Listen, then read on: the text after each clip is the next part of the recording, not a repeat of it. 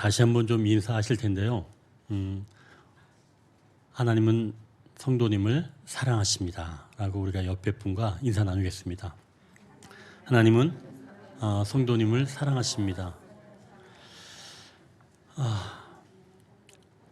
아멘이죠? 네, 여러분들 사랑하십니다. 여러분 제가 이제 사자성어를 한번 문제를 내볼게요. 속으로 한번 맞춰보십시오. 산에서도 싸우고 물에서도 싸운다.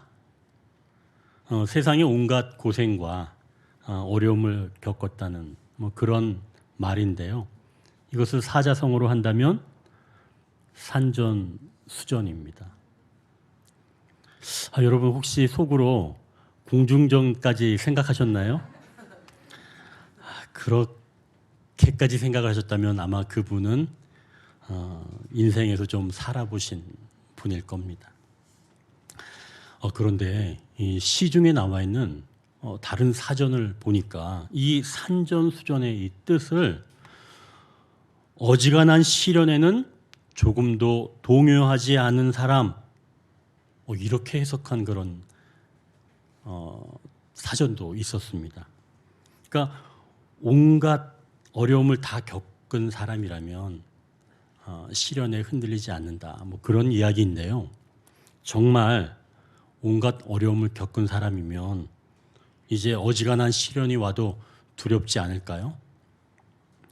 오늘 본문에 나오는 이 요셉은 형제들에게 버림을 받았던 사람입니다. 그래서 이집트의 노예로 팔리게 되었죠.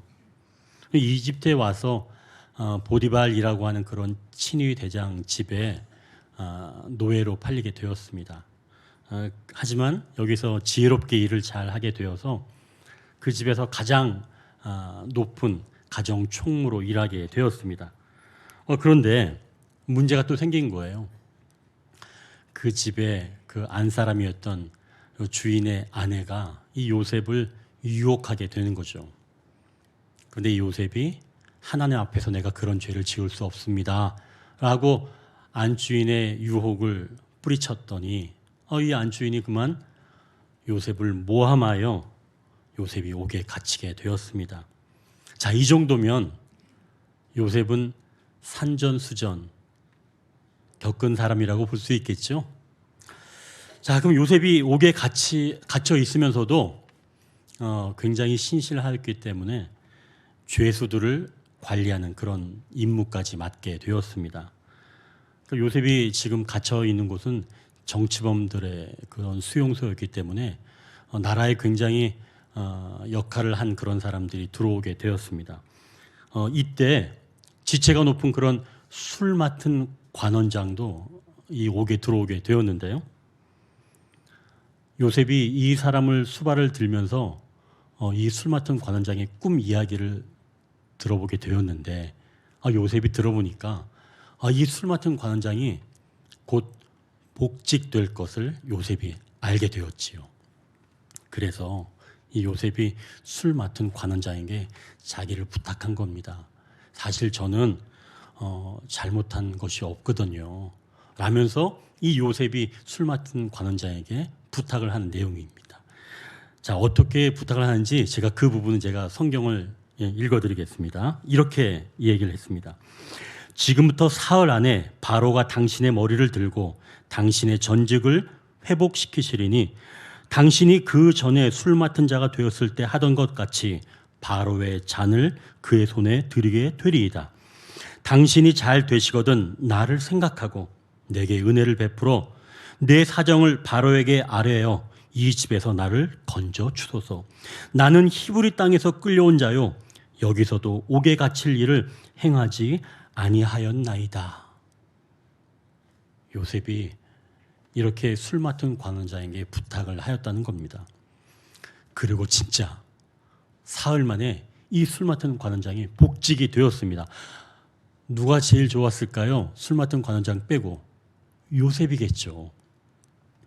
이제 술 맡은 관원장이 왕에게 이야기를 해서 자기가 누명을 벗게 되면 자기는 옥에서 나올 수 있게 되는 겁니다. 요셉이 얼마나 기대를 하고 있었을까요? 그런데 오늘 우리가 읽은 우리 본문 바로 앞에 40장 23절에 이렇게 기록되어 있습니다. 술 맡은 관원장이 요셉을 기억하지 못하고 그를 잊었더라. 하루가 가고 이틀이 지나도 이 술 맡은 관원장이 연락이 오지 않은 겁니다. 자기가 옥에서 나갈 수 있는 유일한 길이었는데 지금 그 꿈이 사라지게 된 것이죠. 산전수전을 겪은 요셉이지만 요셉의 얼굴에 수심이 차기 시작한 겁니다. 자, 이제 오늘 우리가 읽은 본문, 성경 본문에도 이렇게 요셉처럼 수심이 가득한 또 다른 한 사람이 나옵니다. 이제 첫 번째 단락입니다. 줍어보시면 거의 첫 번째 단락이 있죠. 인간은 저마다 두려움을 느끼는 것들이 있다. 이제 오늘 본문 1절과 8절을 한번 보십시오. 만 2년 후에 바로가 꿈을 꾼즉 자기가 나일 강가에 서 있는데 아침에 그의 마음이 번민하여 사람을 보내어 애굽의 점술가와 현인들을 모두 불러 그들에게 그의 꿈을 말하였으나 그것을 바로에게 해석하는 자가 없었더라. 여기서 1조의 바로라는 말은 이집트 왕을 가리키는 단어입니다. 고대 이집트는 제국과 같은 그런 큰 나라이지요. 그런데 지금 이 큰 나라의 왕인데도 왕의 얼굴에 좀 수심이 가득 차 있는 겁니다. 1절과 8절을 보니까 왕이 꿈을 꾸었는데 그것을 해석해 줄 자가 없어서 지금 얼굴에 수심이 가득 있는 거예요. 아니, 이 정도 나라의 왕이면 근심 걱정이 없어야 되는 거 아닙니까? 그렇지만 이 정도 나라의 왕이라고 해도 그렇지 않다는 거죠. 모든 것을 가지고 있는 자이지만 바로는 지금 한낱 꿈 해석을 하지 못한 것 때문에 수심이 차 있는 겁니다. 연약한 인간이라는 것이죠. 자기가 지금 보기에는 이 정권 그리고 이 나라의 운명이 달린 꿈이라고 이 바로는 해석을 했던 것 같습니다. 그리고 그 꿈의 내용을 보니까 두 개의 꿈이었지만 뭔가 연결된 하나의 꿈이라는 생각이 들었던 거죠. 그런데 대단한 술사들, 현인들도 이 바로의 꿈을 해석해 낼 수가 없었습니다. 그래서 지금 이 바로가 두려웠던 것이죠. 자, 우리 성도님들은 어느 때 두려운가요? 처음 당하는 일에서도 두려울 수도 있고 또 내가 해결하지 못할 일이 생길 때 두려울 수 있습니다. 내가 해결해야 되는데 내 통장의 잔액으로는 해결하지 못하는 일이 생길 때 우리는 두려울 수 있죠. 아니, 조금 더 솔직하게 이야기한다면 내 통장의 잔액이 줄어들기 시작을 하기만 해도 아마 우리는 두려워할 겁니다. 이 국가를 운영할 때도 마찬가지입니다. 국가의 잔고가 줄어들면 결국은 외환 보유고가 떨어지게 되면 당장의 통화 유동성 위기가 찾아오게 되지요. 그래서 각국에 있는 그 중앙은행들끼리 협정을 맺습니다. 이것을 바로 통화 스와프라고 하죠. 우리나라에서 달러가 줄어들거나 또는 금리 변동의 위험을 따를 때 우리나라 돈을 다른 나라의 중앙은행에 맡기고 외화를 빌려 쓰는 것이 바로 통화 스와프입니다. 이런 협정을 맺어서 결국은 국가 재정의 두려움을 없애는 겁니다. 개인도 마찬가지예요. 내 힘으로 해결할 수 없는 일이 찾아오면 두렵고 또 그런 일이 아직 발생하지 않았지만 그런 일이 생기지 않을까, 그런 두려움 때문에 우리는 두려움을 제거하려고 한다는 것이죠. 그래서 우리는 더 많이 모아두고 또 쌓아둡니다. 그러니까 모아두고 쌓아두는 것 잘못은 아닙니다. 아마 저도 뭔가 좀 있다면 많이 모으고 쌓는 것에 열심을 냈던 사람 중에 한 명일 겁니다. 그래서 사람들은 걱정, 근심이 없는 그런 두려움이 없는 상태, 리스크가 전혀 없을 때 안심하다는 것이죠. 누가복음 12장에 어느 부자 이야기가 나옵니다. 이 부자가 밭에 아주 곡식이 풍성하게 익어가기 시작했습니다. 그래서 부자가 생각하기에 이 많은 곡식을 내가 쌓아둘 곳이 부족하구나. 그러니 지금 있는 곡간을 헐고 내가 더 큰 곡간을 만들어서 그곳에 곡식을 넣어둬야 되겠다라고 생각을 했습니다. 그리고 자기 자신에게 이렇게 이야기를 했습니다. 내 영혼아, 여러 해 쓸 물건을 많이 쌓아두었으니 평안히 쉬고 먹고 마시고 즐거워하자. 예수님이 이 어리석은 부자의 이야기를 하시면서 이렇게 말씀하십니다. 하나님은 이르시되 어리석은 자여, 오늘 밤에 내 영혼을 도로 찾으리니 그러면 내 준비한 것이 누구의 것이 되겠느냐 하셨으니 자기를 위하여 재물을 쌓아두고 하나님께 대하여 부유하지 못한 자가 이와 같으니라. 그러니까 아무런 걱정과 염려 없는 삶이 하나님께 대하여는 부유하지 못한 자처럼 되기가 쉽다는 것이죠. 진정한 신앙인이라면 오히려 걱정이 없을 때, 즉 두려움이 없을 때 하나님을 잊어버리지 않을까 생각한다는 것입니다. 우리가 두려움을 느끼는 그 부분이 바로 하나님을 만날 수 있는 문이 될 수 있다는 것이죠. 오늘 본문에 나오는 바로 왕도 자기의 꿈이 좋지 못하고 또 해석할 자가 없어서 수심이 가득했는데 이러한 것이 오히려 하나님을 찾는 기회가 된다는 말씀입니다. 여러분, 나에게 밀려오는 그런 두려움은 싫지만 그 두려움이 하나님을 만나뵐 수 있는 문이라면 우리는 이 두려움을 다르게 볼 수 있습니다. 그러니 그 두려움을 피해가려고만 하지 않고 때로는 가까이 두기도 하고 만져보기도 하는 것이죠. 그럼 어떻게 하면 두려움이 하나님을 만날 수 있는 그런 문이 될 수 있을까요? 이제 두 번째 단락을 보십시오. 해결의 실마리는 사소하지만 위대하다. 이제 우리가 본문 9절을 같이 읽겠습니다. 술 맡은 관원장이 고백하기를 오늘 내 죄를 기억하나이다. 여기서 술 맡은 관원장은 바로의 개인 비서와도 같은 그런 신하입니다. 그러니까 바로가 술 먹기 전에 자기가 먼저 시음을 해보고 안전하면 왕에게 권하는 바로 그러한 왕의 최측근 신하입니다. 근데 지금 이 술 맡은 관원장이 갑자기 자기의 죄를 고백하는 거예요. 오늘 내 죄를 기억한다. 이렇게 이야기를 하는 겁니다. 이 술 맡은 관원장이 이야기하는 자기의 죄는 크게 두 가지입니다. 먼저는 요셉에게 지은 죄이겠죠. 자기가 바로 왕에게 죄를 지었을 때 옥에 갇혀 있었는데 요셉이 자기의 수발을 들어주었죠. 그리고 자기의 꿈을 해석해 주었습니다. 그때 술 맡은 관원장이 요셉의 부탁을 들었습니다. 요셉은 잘못한 일이 없는데 옥에 들어오게 되었으니 복직하게 되면 자신을 구해달라는 그런 부탁이었죠. 술 맡은 관원장이 얘기를 들을 당시에는 당연히 그 말을 들어주겠다고 했을 겁니다. 하지만 복직이 되고 난 뒤에 2해가 지나도 자기가 바로 왕에게 요셉의 이야기를 하지 않았습니다. 그 이유는 잊어버렸기 때문입니다. 과거의 이 어두운 일들은 빨리 잊어버리고 싶잖아요. 그래서 요셉이 자기를 도왔던 일은 잊어버리게 된 거죠.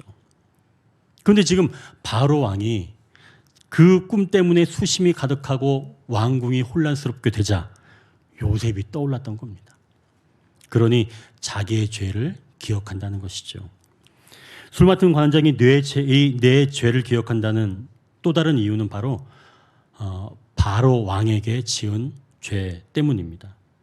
이 술 맡은 관원장이 자기가 죄를 지었기 때문에 옥에 갇히게 되었는데 다시 옥에서 만난 요셉의 이야기를 꺼내게 된다면 자기의 죄를 또 꺼내게 되는 거잖아요. 그래서 굳이 이야기를 꺼내지 않았던 것이겠죠. 술 맡은 관원장이 자기의 죄를 기억하게 되고 다시 끄집어내는 이 행동으로 바로가 요셉을 만날 수 있는 길이 열리게 된 것이죠. 물론 자기의 죄를 고백한다는 건 두렵습니다. 다시 옥에 갇힐 위험이 있다는 거죠. 하지만 이 자기의 고백은 누군가의 해결의 실마리를 열어주는 그런 놀라운 기회라는 말씀입니다. 그걸 넘어서 자기의 죄를 고백하는 것. 이것은 잘 모르는 사람이 볼 땐 사소한 문제이지만 그것은 위대한 행동이라는 것이죠. 만약 술 맡은 관원장이 자기의 죄를 고백하지 않고 입을 꾹 다물었다면 어떤 일이 일어났을까요? 아마 이집트가 위험해졌을 것입니다. 망하게 되었을 것이죠. 자, 이제 또 하나 사소해 보이지만 위대한 행동이 있습니다. 이 바로의 행동이 그것인데요. 오늘 본문 14절 그리고 17절을 보십시오. 거기 이렇게 말씀합니다. 이에 바로가 사람을 보내어 요셉을 부르매 그들이 급히 그를 옥에서 내놓은지라. 요셉이 곧 수염을 깎고 그의 옷을 갈아입고 바로에게 들어가니 17절 바로가 요셉에게 이르되 내가 꿈의 나일강가에 서서. 여기서 지금 바로가 술 맡은 관원장의 이야기를 듣고 옥에 갇혀 있는 요셉을 불렀다는 겁니다. 그리고 요셉에게 자기의 꿈 이야기를 하는 장면이죠. 아니, 바로의 이런 행동이 뭐가 대단한가 생각할 수 있지만 자기의 고정적인 그런 관념, 또 자기가 싫어하는 것이지만 그것을 넘어서 행동하는 것, 이것이 신령 진정으로 위대한 행동이라는 것이죠. 바로의 꿈을 해석해 줄 사람이 없어서 요셉과 같은 이방인, 그리고 옥에 갇힌 그런 죄수를 부른다는 것은 왕의 입장에서는 평상시에 도저히 생각할 수 없는 일입니다. 만약 왕이 바로가 아무리 곤란해도 나는 상식 밖에 벗어난 일을 하지 않겠다라고 요셉을 만나지 않았다면 이집트가 큰 어려움을 겪었을 겁니다. 하지만 바로는 그 상식을 넘어서 옥에 갇힌 이방인 그리고 청년에게 자기의 꿈을 말하는 겁니다. 자기가 통치하는 나라에 혹시나 무슨 문제가 생기지 않을까, 그런 마음 때문에 평소라면 상대하지도 않았을 그런 사람이지만 그에게 나의 고민을 이야기하는 것, 이것이 바로 사소하지만 위대한 행동이라는 것이죠. 이 구약성경 열왕기하 5장에 나오는 이야기인데요. 아람 나라의 나만이라고 하는 그런 장군이 있습니다. 이 장군은 이 아람을 구한 군사 영웅입니다. 그런데 이 나만 장군이 한센병이 걸린 거예요. 그때 이제 이 집의 하인으로 있는 어린 소녀가 이 나만 장군의 부인에게 이렇게 말합니다. 내 고향에 있는 선지자는 우리 주인의 병을 고칠 수 있습니다. 나만이 이 이야기를 듣고 소녀의 말대로 그 선지자를 찾아갑니다. 엘리사 선지자인데요. 이제 엘리사 집 앞에 이제 나만이 도착을 했습니다. 그런데 엘리사가 나오지 않은 거예요. 그 대신 누가 나왔냐면 엘리사를 섬기고 있는 사환이 나온 겁니다. 그러면서 그 사환이 엘리사가 이렇게 말했습니다 라고 나만 장군에게 이야기를 하는 겁니다. 어떻게 얘기했냐면 너는 가서 요단강에 몸을 7번 씻으면 내 살이 회복되리라. 나만 장군이 이 이야기를 듣고 너무나 괘씸하다는 생각이 든 겁니다. 아니, 내 생각 같으면 내가 그래도 아람이라고 하는 나라, 그 위대한 나라의 큰 장군인데 내가 이렇게 왔으면 선지자가 직접 나와서 하나님의 이름, 자기가 믿는 그 신의 이름을 대면서 내 그 환부의 손을 올려놓고 그렇게 구하는 것이 마땅한 것이 아닌가? 라고 나만이 생각을 했던 거죠.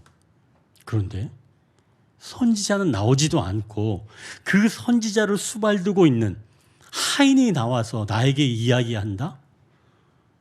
내가 이럴 바에야 차라리 내 고향 깨끗한 물에 가서 내가 씻는 게 낫겠다 라고 생각하면서 나만이 고향으로 돌아가려고 합니다. 그때 나아만의 신하가 이렇게 이야기합니다. 주님, 선지자가 이보다 더 큰 일을 하라고 했어도 우리는 그 일을 해야 합니다. 그런데 이렇게 쉬운 일을 하라고 하니까 이거 당연히 해야 하는 거 아닌가요? 이렇게 나아만 장군이 신하가 이야기하는 이야기를 듣고, 그래, 그러면 내가 요단강에 가서 7번 몸을 담그겠다라고 하면서 이 나아만 장군이 그 신하의 이야기를 듣고 요단강에 몸을 7번 담그게 되었죠. 근데 정말 살이 깨끗하게 휘어진 겁니다. 내 생각을 넘어서는 것이 얼마나 위대한 것인지 보여주는 그런 말씀인 것이죠. 내 생각에는 이렇게 해야 되지 않은가? 내 생각에는 해결의 실마리는 사소한 것처럼 보이는 이 작은 발걸음에 있다는 것입니다. 이것이 실로 위대한 발걸음이라는 것이죠. 오늘 여기에 처음 오신 분, 그런 분들의 발걸음도 위대한 발걸음인 줄 믿습니다. 하나님께서 그 발걸음을 통해서 여러분들을 만나게 해주실 줄 믿습니다. 그 발걸음이 결코 사소한 발걸음이 아니라는 거죠. 오늘 본문에서 이 바로도 사소해 보이지만 위대한 발걸음을 옮긴 겁니다. 바로와 요셉 두 사람의 대화를 들어보십시오. 15절 16절인데요. 바로가 요셉에게 이르되 내가 한 꿈을 꾸었으나 그것을 해석하는 자가 없더니 들은즉 너는 꿈을 들으면 능히 푼다 하더라. 요셉이 바로에게 대답하여 이르되 내가 아니라 하나님께서 바로에게 편안한 대답을 하시리이다. 바로가 요셉에게 내 꿈을 해석하는 사람이 없는데 네 이야기를 들어보니까 너는 꿈을 들으면 즉시 해결한다고 하니 요셉이 이렇게 얘기하는 겁니다. 해석은 제가 하는 것이 아니라 하나님께서 하십니다. 그리고 하나님께서 바로 왕에게 편안하게 대답하실 겁니다.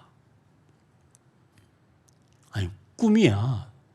사실은 그 해석은 주관적인 거 아닌가요? 정답이 있는 거 아닙니다. 꿈 해석은. 그래도 바로가 그 해석을 들어보고 마음에 안 들 수도 있잖아요. 요셉의 그 꿈 해석을 보고. 그러면 편안한 대답이 아니라 자칫 잘못하면 요셉이 죽을 수 있는 대답일 수 있습니다. 근데 지금 요셉은 당당하게 말하는 거예요. 하나님께서 당신에게 편안한 대답을 주실 겁니다. 하나님이 정말로 편안한 대답을 해 주실 것이라고 요셉이 말한 이유가 뭘까요? 술 맡은 관원장이 자기의 죄를 기억한다고 이렇게 고백하는 그 말, 그리고 바로가 자기의 생각을 넘어서 요셉을 찾는 그러한 행동을 하나님께서 얼마나 기뻐하시는지 요셉은 알았던 것이죠. 하나님은 나의 악함 그리고 나의 연약함을 고백하는 자들에게 편안하게 대답해 주시는 분입니다. 요셉도 술 맡은 관원장이 2년 동안 연락이 없었을 때 깊이 생각을 했습니다. 내가 술 맡은 관원장을 너무 의지했구나. 하나님을 의지해야 하는데 내가 하나님을 놓치고 말았네. 요셉이 자기의 죄를 하나님께 고백하는 시간을 가졌을 것이라 생각합니다. 그러니 요셉은 자기가 기다렸던 술 맡은 관원장이 나타나지 않으면서 두려웠지만 자기의 죄를 고백하면서 하나님을 더욱 깊이 만날 수 있게 된 것이죠. 사람은 자기에게 문제가 있다는 것을 알기가 어렵습니다. 졸고 있는 사람은 자기가 졸고 있다는 것을 알기는 쉽습니다. 졸고 있을 때는.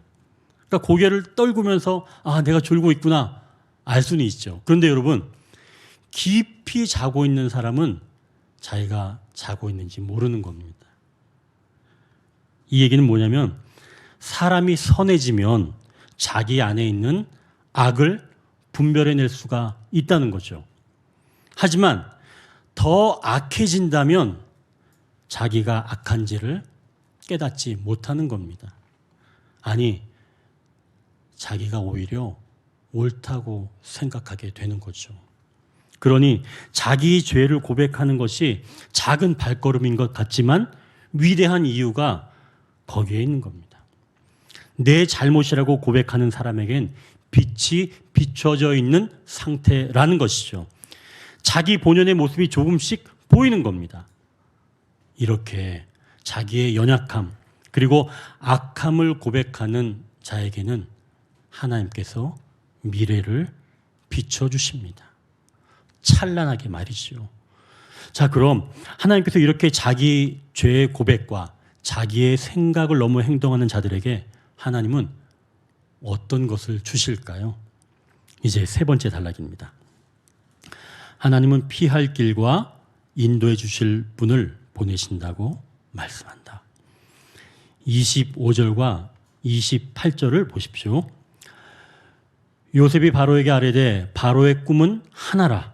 하나님이 그가 하실 일을 바로에게 보이심이니이다. 내가 바로에게 이르기를 하나님이 그가 하실 일을 바로에게 보이신다 함이 이것이라. 그러니까 하나님께서 그가 하실 일을 바로에게 지금 보이신다고 두 번이나 지금 말씀합니다.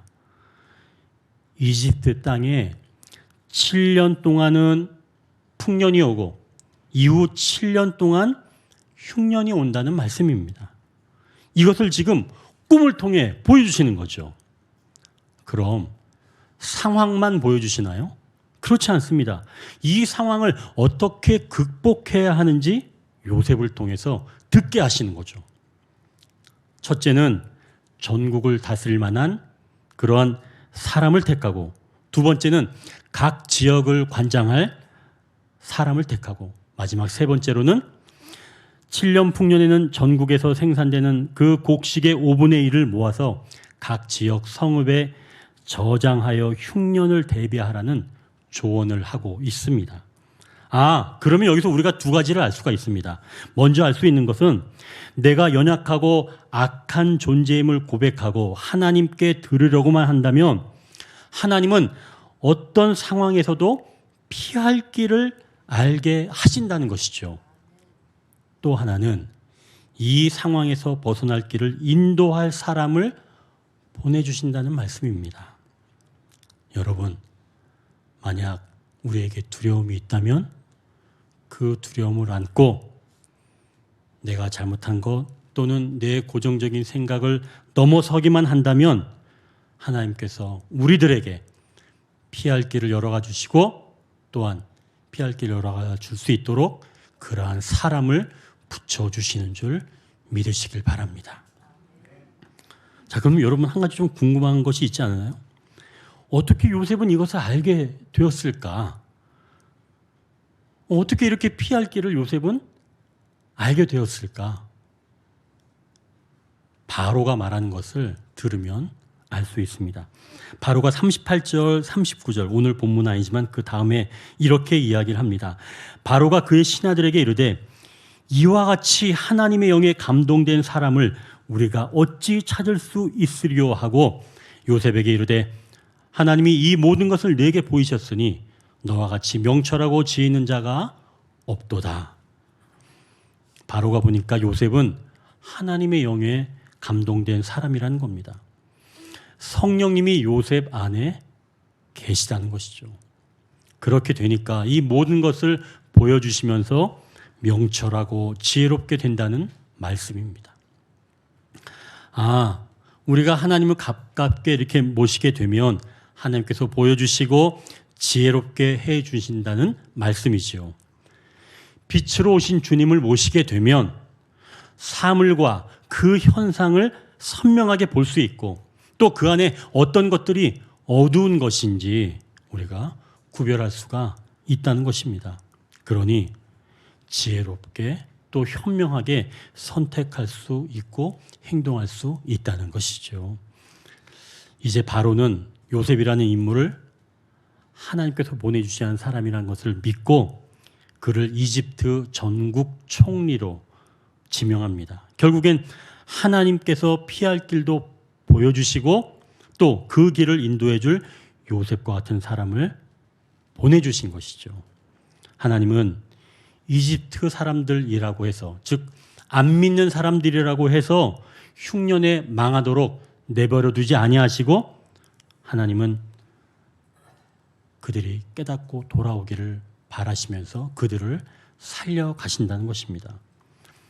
하나님은 이집트를 이렇게 흉년에서 건져내시면서 요셉을 총리로 세우시고 이제 요셉의 가족들이 흉년을 피해서 이 이집트로 내려와서 살게 됩니다. 그리고 이 가족들이 나중에는 이스라엘 민족으로 자라게 되지요. 그러한 일들을 위해서 하나님은 요셉을 사용하십니다. 자, 그러면 이제 우리는 하나님의 영이 감동되는 그런 사람이 되어서 요셉처럼 위대한 인물이 되어야 되겠지요. 조금 전에 나눈 것처럼 요셉은 이집트의 풍년 그리고 흉년을 어떻게 보내야 되는지 자세하게 알게 되었습니다. 그리고 바로는 이러한 요셉을 총리로 세워서 이스라엘을 다스려 이집트를 다스려 이집트가 망하지 않도록 이렇게 했습니다.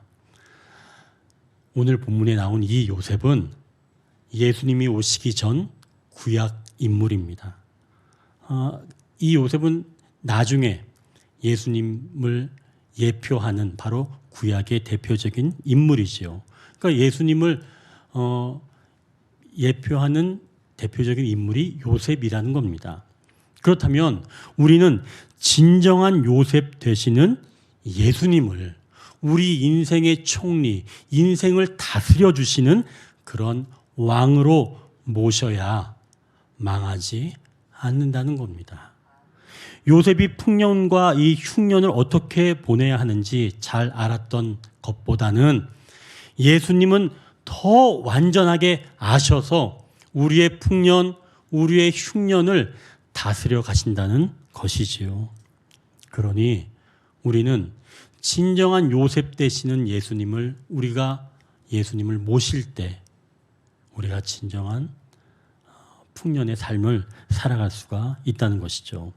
그렇다면 우리도 술 맡은 관원장이 그랬던 것처럼 우리가 두려움이 올 때 또 우리의 잘못된 부분까지도 예수님께 아뢰면서 또한 바로 왕이 그랬던 것처럼 불확실한 미래가 두려워서 연약함을 숨기지 않았던 것처럼 우리도 예수님에게 연약함을 숨기지 않고 드러낸다면 예수님은 우리 안에 거하시면서 우리를 다스려 가시는 줄 믿으시길 바랍니다.